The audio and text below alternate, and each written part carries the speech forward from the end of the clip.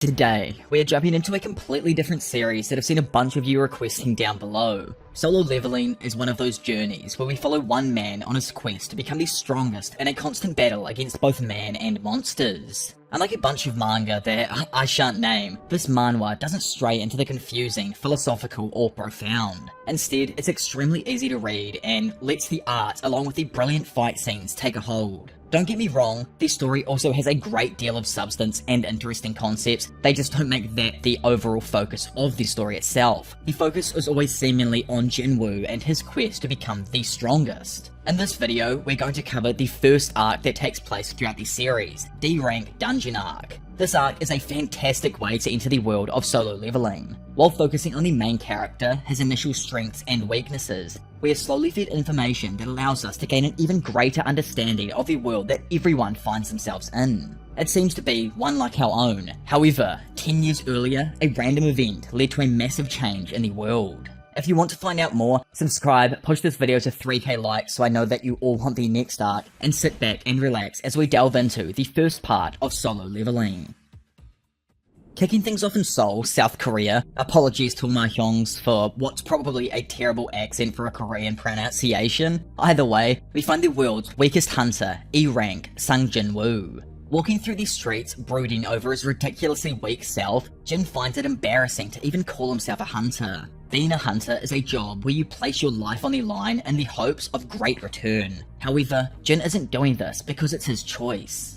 Meanwhile, in a construction site, the infamously known weakest hunter, Sang Jinwoo, arrives to join the other hunters in a raid. Looking over at him walk past, one returning hunter, Bark, questions if he's powerful as everyone is happy to see him. Kim though points out that it's actually the opposite. He's the world's weakest and finds it tough to even get through an E-Rank dungeon. Figuring that since he's here, it's most likely an extremely weak dungeon, Kim tells his boy to quiet his voice since he might overhear them talking, to which it's revealed that Jin had actually heard the entire conversation. Trying to clear his mind, Jin asks for a coffee, however, to his dismay, finds out that they'd just run out. Feeling absolutely terrible about this, the barista apologizes to Jin as he walks off, a bit let down. All of a sudden, Joo-hee screams out, noticing that he's all beaten up. Sitting down together, the two chat for a brief moment about how Jin was sent to hospital following an expedition into an E-Rank dungeon. Getting up, Jin tells her that they might as well head over since it looks like everyone is about to head in. Gathering everyone around, Song Cheol asks if it's alright to take the role as team leader for this raid. Everyone agrees, and shortly following this, he heads inside, telling everyone to follow him forth into the dungeon. Gaining confidence, Jinwoo tells himself to try his best today and enters the portal last behind everyone else. Watching everyone leave in front of him, the dude from the coffee stand tells his boy that he feels a bit since he wasn't able to give Jin a coffee before he headed in. Now in the dungeon, Jinwoo is found already being healed by Joo-hee and apologizing for his lack of skills. All around them, the other members of the group take care of the remaining monsters. Thinking that the raid is almost done now, Jinwoo looks over to see everyone in a group talking. Above their heads, you can see a symbol representing something. These different colors and symbols each correlate to a member's affinity. Snapping him back, Joo-hee asks if he has a reason, one stopping him from leaving. Not wanting to reveal his own personal hell, Jin laughs while expressing that he does this for the fun of it, otherwise he'd actually die of boredom.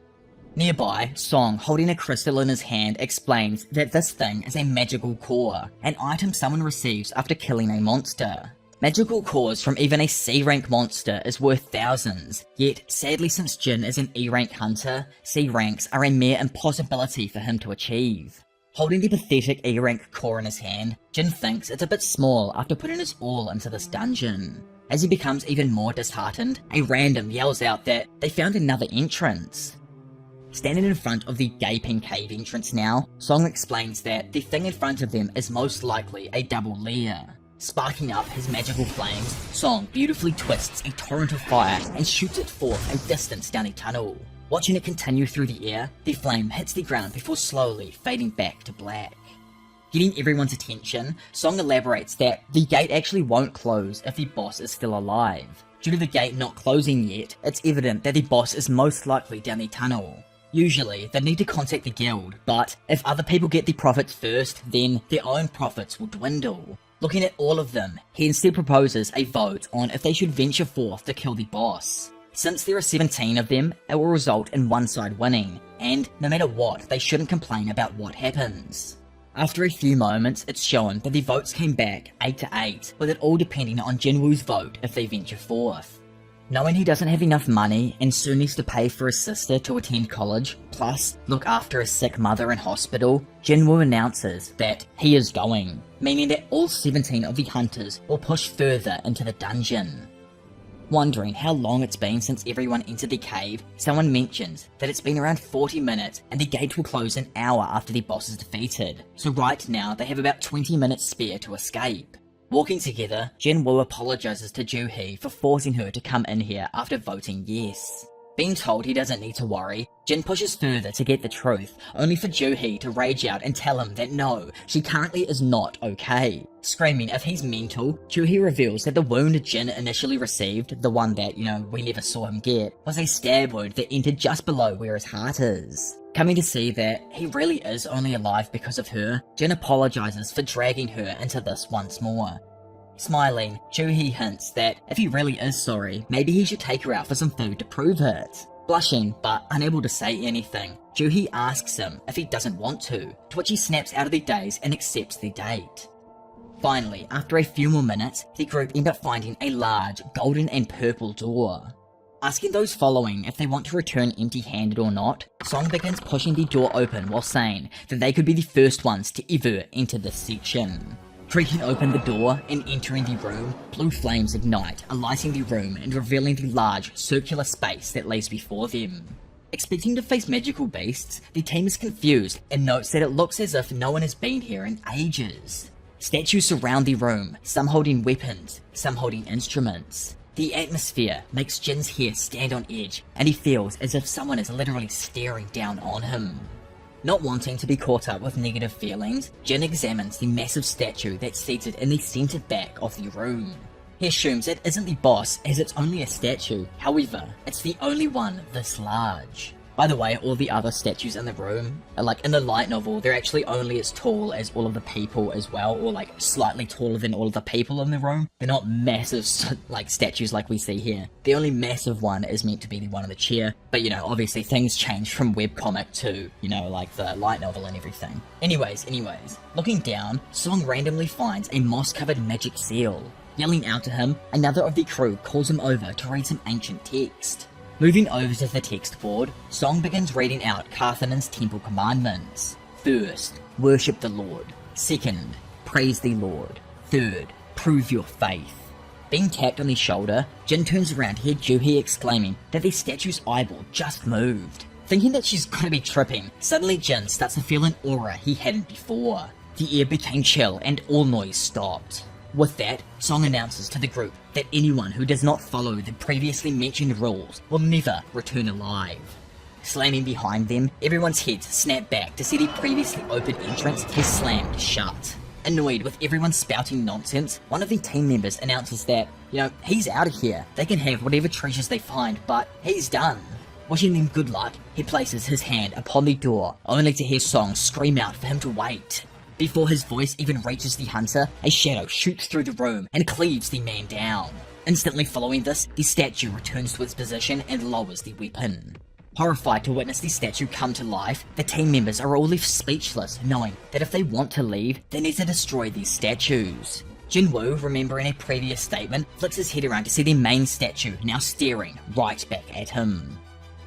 Thinking about the guy who just died, Jin knows he was only D rank. Even if he was only a weak D rank, he still would have been stronger than an E rank like himself. For obviously those who are confused with the ranking system inside of solo leveling, simply it starts with E, then it goes up from there with D, C, B, A, and then finally the strongest at S rank. The anime has done things slightly differently, as you could tell, not with the power system or anything like that. Instead, it's added a few other interactions with characters that never happened in these initial chapters. I think it was like a pre-chapter or something. I haven't actually read it before, so I don't know. I think it's good because it kind of expands the world a little bit more and shows us that other things are happening at the same time while this is also going on. However, I do hope that A1, which is the studio that is taking on Solo Leveling here, sticks with mainly Jin's point of view like we get throughout the story or get throughout the webcomic, and doesn't get too caught up in other things too early on. The pacing right now is looking like 4 to 5 chapters per episode, so I'm assuming over the 12 episodes we're probably going to get around 55 to 60 chapters, possibly even more throughout this first season. It just depends on how the pacing is for like other arcs and everything, but that's kind of like how I'm feeling right now. Anyways, confused because this dungeon was meant to be D rank at most. Jin swears that he's never heard of monsters as strong as these inside of a D rank dungeon.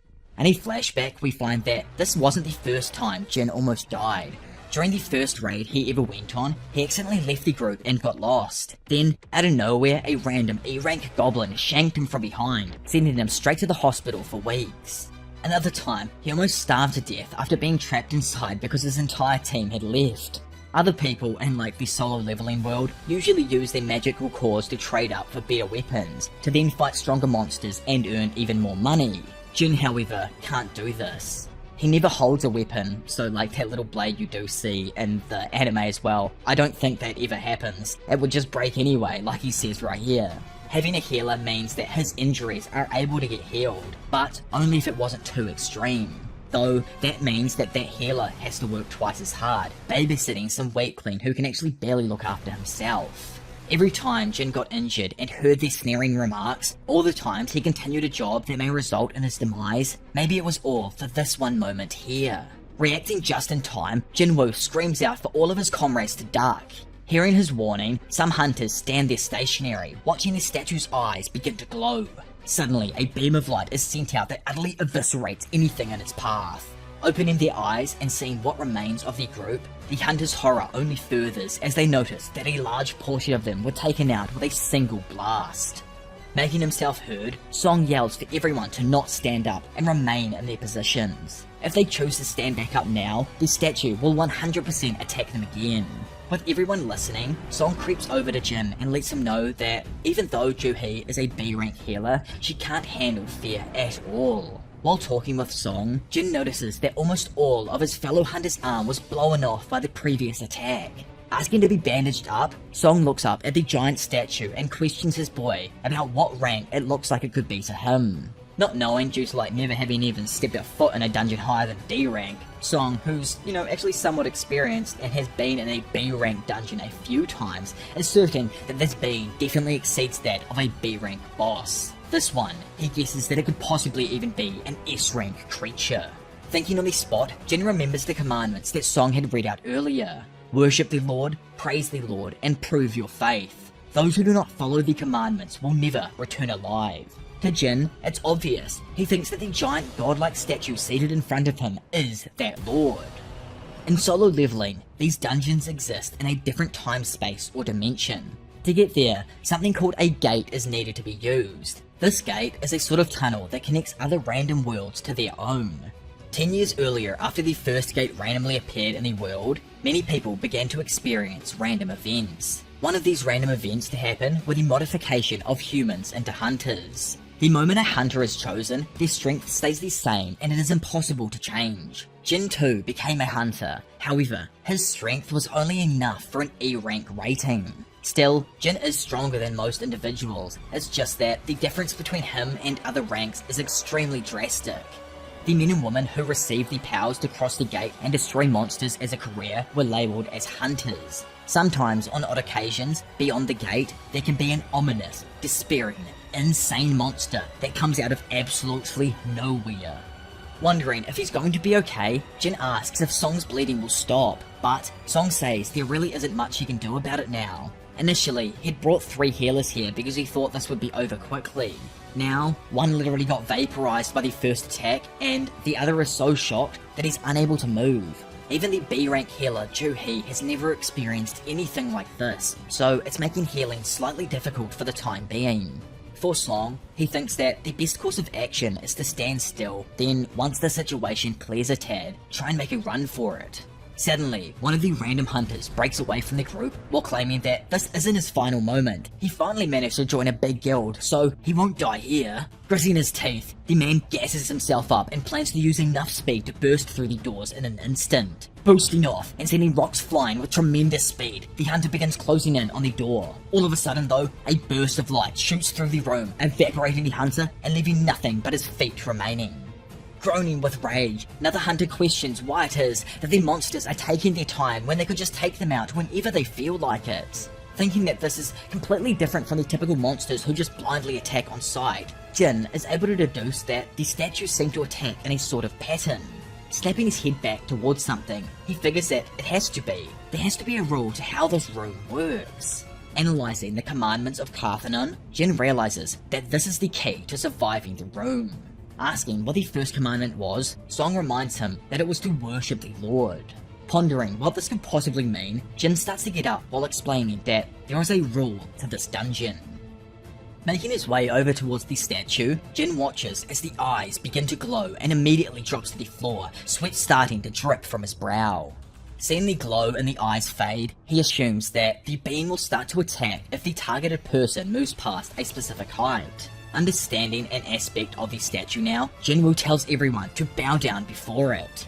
Wondering if he's gone mad or something, Song asks if he's managed to figure something out. Replying yes, Jin explains that, like I've said, the beam attacks those who move past a certain height. The phrase worship the Lord literally means bow down and worship him. Following the E-Ranker's orders, everyone bows down and begins worshipping the statue in front of them. Looking down on them, the light from the statue's eyes randomly disappears. Snapping open, the concrete grin of this grotesque being opens up and its eyes turn red, ominously looking down on all of the fodder hunters below it. Feeling its gaze violating them, Jin wonders how many this creature has attacked in the past. How many people in their group are still alive? How long do they have to lay down here and do this in front of this thing? Starting to rise back up to his feet, Bark starts to think that the creature has stopped, and instead of continuing to make them bow, will try something else soon. He doubts that just because they bow down, everything is going to turn out fine. One by one, everyone slowly begins rising back to their feet after seeing that the monster has indeed stopped attacking. Suddenly, the room begins to shake, and the statue itself begins rising from the seat. Stomping on the floor, everyone looks up in horror, knowing that this entire fiasco isn't over. Towering above them like a monolithic demonic god, all of the hunters stand there, in fear, unable to move or say anything. Stepping forth, Song screams at Jin for any more ideas, but due to the frantic nature of the dungeon, he's unable to think of anything. Quickly snapping out of it, he remembers the rules that he started going over earlier. Knowing that the next line of commandments was to praise the Lord, Jin guesses that it has to be the key to solving this. Speaking up, another random hunter announces that he's got this. Back in the day, he was a member of a church choir, so his lungs are literally built for praising. Grabbing a hold of his cross, the hunter closes his eyes and starts to approach the Lord. Not stopping under fear of death, the hunter sings for the Lord to make him anew. As everyone stands around, they wonder if it's working or not, and Bark even thinks that the creature started to move slightly slower now. Jin though, man's dripping in a cold sweat since he's come to realize it. The hunter is actually praying to the wrong god. With that, the statue steps down, flattening the ex-Christian below its gigantic foot. Screaming and turning away in fear of the seemingly inevitable, some of the people even decide to start running away in hopes of living for just a moment longer. Terrified and unable to move, Juhee screams her final words as the statue squishes her as well. JK though, big simping Jin was able to double back and quickly tear her away in time. Running now, Song tells everyone to split up in an attempt to figure out what to do next.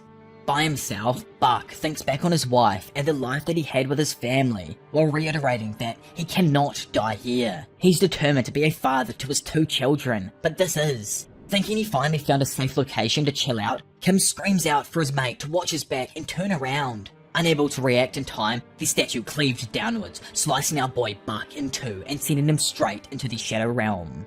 Just like before, the statue then returns to its original position. Over the other side of the room, Jin runs with Juhee from the statue, wondering how the hell he's meant to praise a god he doesn't even know. Analysing the room, he knows that the entire place is encircled with large guards and a colossal statue centered at the back. If one gets too close to a statue, it automatically attacks them in an instant. Randomly, as he looks at each individual statue, he sees a woman holding a trumpet. Wondering if they attack with instruments as well, Jin knows the others only attack if you get too close. Once you are close, it's all a predetermined moveset. Figuring that he's probably on the right track here, Jin yells out to the remaining people to run towards these statues with instruments. Seeing that he was already next to one, Song looks over to see the statue begin playing a dank tune. Backing up Jin's statement, he tells the others that the statues holding instruments do not attack. Finding a statue of his own, Kim breaks down over the loss of his close friend Bark. Honestly, it's pretty rough for the man. Dude decided to return to the hunter life only to get literally rickrolled by some demonic god's little game in his first dungeon back. That's the worst RNG you could possibly have. Sprinting over to the other side of the room, both Jin and Juhee stand underneath a man with a drum. However, it refuses to begin playing until only one remains. Darting off, Jin makes a mad dash towards the next closest instrument. Looking over at the fleeing rats beneath itself, the statue then moves to stomp on Jin. Telling himself to push just a tad further, Jin is able to dodge the foot that goes to stomp down on him. However, the subsequent stomp sends him uncontrollably tumbling forwards. Stunned and unable to move, Jin can only watch as he slides straight towards a shield-wielding statue. Thrusting downwards, the statue seemingly pushes its shield into the ground and destroys the concrete floor as Jin slides into it. Juhee screams out in a hope that he somehow made it out alive. Bloody and barely able to move now, Jin pleads with whatever force is above for something to appear in front of him. Rising to his feet and holding on to the thread that connects him to life or death, he slowly starts to feel like now, even that line may break. Closing his eyes for the impending doom that's about to happen, the voice of an angel suddenly begins singing out. Below it, we see that our boy, laid out, has somehow managed to get lucky and find a statue. Laughing at the luck he seems to have, we then see that due to all of the music being played, or song being sung, the Lord statue has stopped dead in the center of the room. Moments later, Juhee sprints over to Jin and asks him if he's alright. Jin tries telling her that he's alright. However, after arriving and seeing the terrible state that he's currently in, missing a foot, Juhee breaks down crying. Feeling terrible and probably thinking it's her fault that Jin lost his foot, Juhee puts all her effort into making sure that his wound is healed. Outputting too much magic though, blood spurts from her nose and she collapses next to Jin.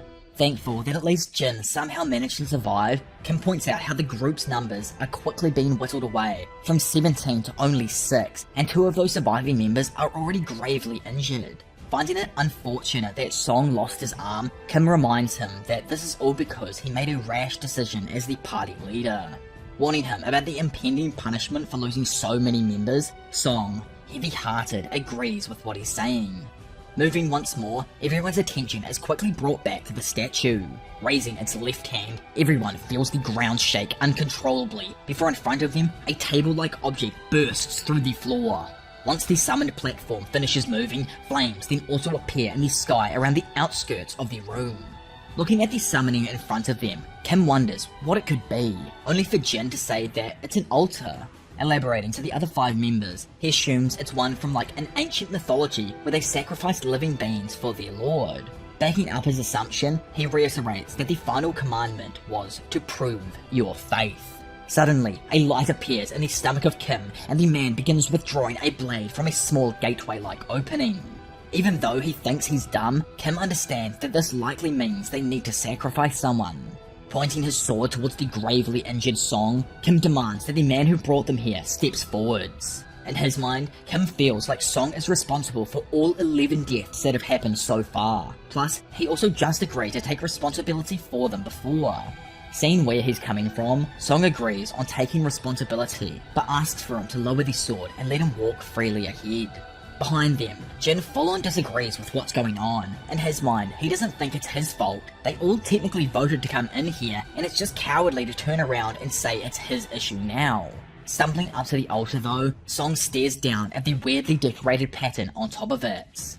Randomly, a normal flame ignites behind him, causing Kim to scream out and ask, "What the hell is happening now?" Confused, Jin asks if this isn't what they were supposed to do. Unable to understand what the flame means, or if the god wanted a sacrifice to start with, Jin asks the 4 remaining people in front of him if they could also carry him up to the altar. Being carried in by the large guy and other female, Jin notices that as soon as they enter the circle, 3 more flames ignited. Asking Song if he thinks the others will save them if they decide to stay here, Song begins explaining a feature of how these gates actually work. For them right now, it marks 1 week since the gate was opened. The statues will start moving before reinforcements even get to this part of the dungeon. The reason this even matters is because after 1 week of a dungeon being open, monsters inside of the gate can actually come through and enter their own world.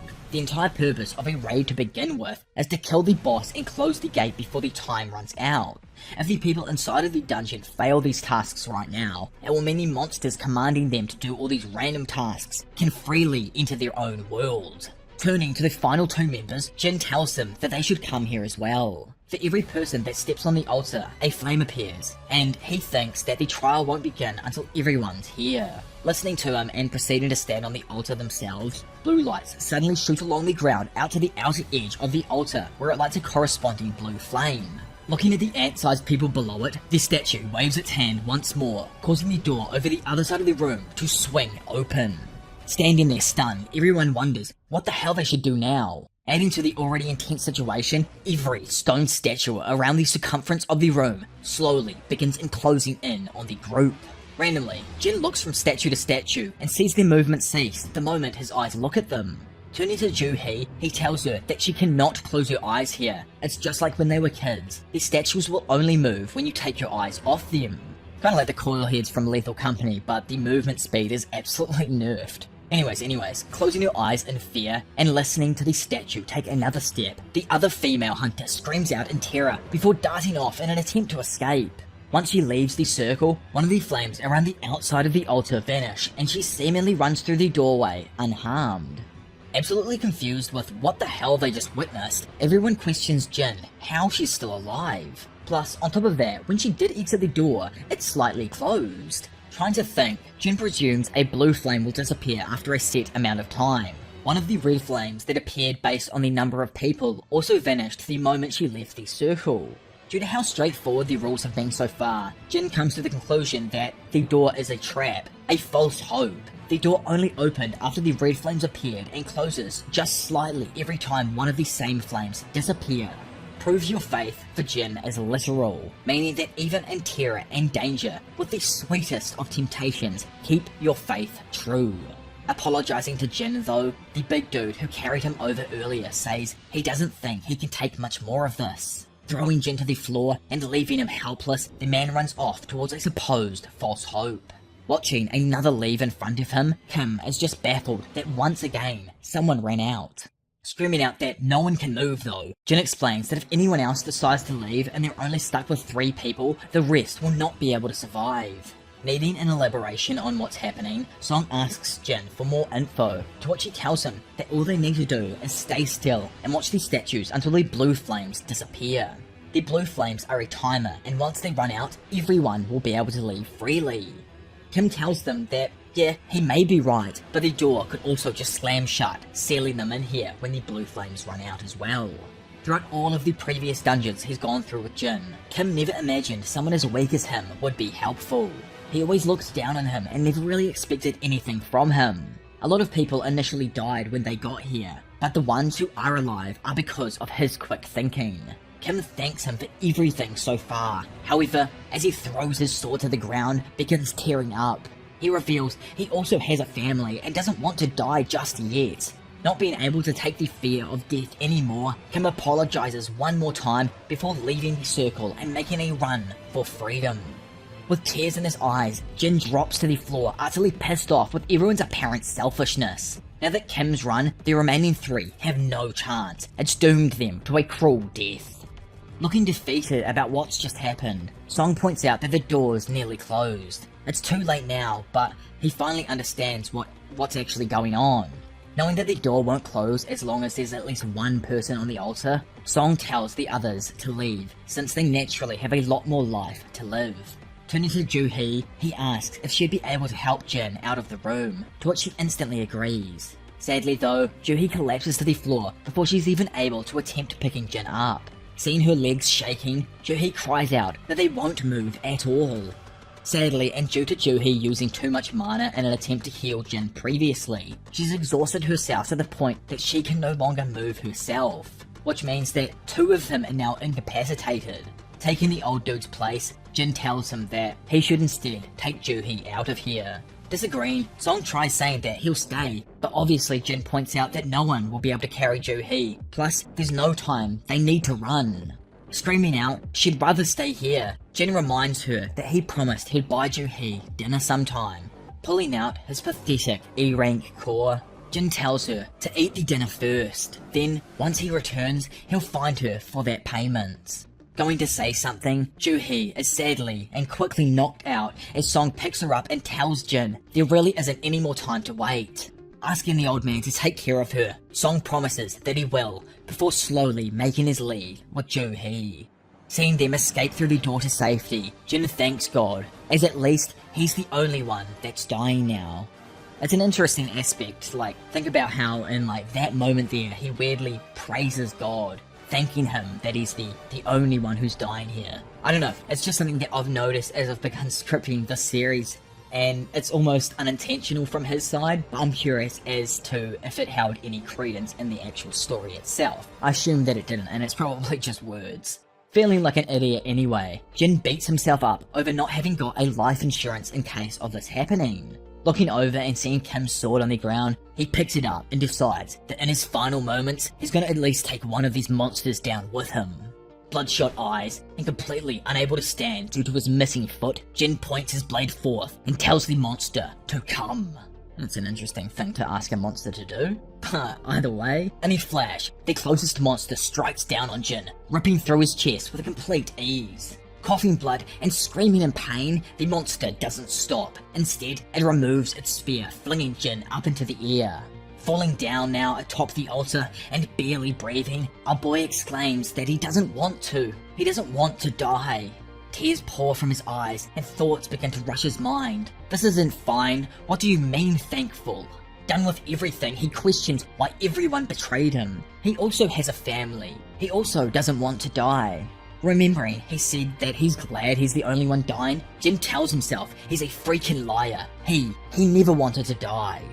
Now laying there and watching his life come to its close, Jin wishes that he had just one more chance. Striking downwards, suddenly, the altar erupts with a plethora of different lights and flames. The blade from the statue slowly begins to come to a stop until it ceases, stuck in time. Confused, he wonders what the hell this could be. Looking closer, the random screen reads, "Alarm. You, sir, are dank and have completed all necessary requirements of the secret quest, Courage of the Weak." Still acting blazed because dude's got a hole in his chest and probably can't really even read the screen correctly, Jin can't seem to even comprehend what just happened. Suddenly, another screen pops up asking if he will accept the right to become a player. Then another reminding him that he doesn't have much time at all remaining. If he actually refuses this random request, then his heart will stop approximately 0.02 seconds after. Realizing that if he accepts, he doesn't need to die, Jin takes it. Welcoming him as a player, Jin's bruised, cut, and limp body is suddenly engulfed by beams of light so bright that he's physically hidden from view. I guess that is one way to end the first arc of the series, on a more or less cliffhanger, which, we all know, dude's absolutely fine. Otherwise, I don't know what all this, finished a light novel jargon, or the almost 100 chapters of a webtoon would be about. Though it would be pretty funny if man killed his main character at chapter 10, then decided to recreate him. Funnily enough, I guess in a way he kinda does do that. Man was 0.02 seconds off dying, and well, you've seen what comes next. Man's a completely different person. Speaking of next, if you have all enjoyed this D-rank dungeon arc for solo leveling, then please make sure to push this video to 3,000 likes so I know you all want more, and check out the webcomic for yourselves. It's honestly a really easy read, no brain power at all needed, it's just the typical brute hype fest, and I love that. It's absolutely amazing, and of course it's all in colour as well, which is even better.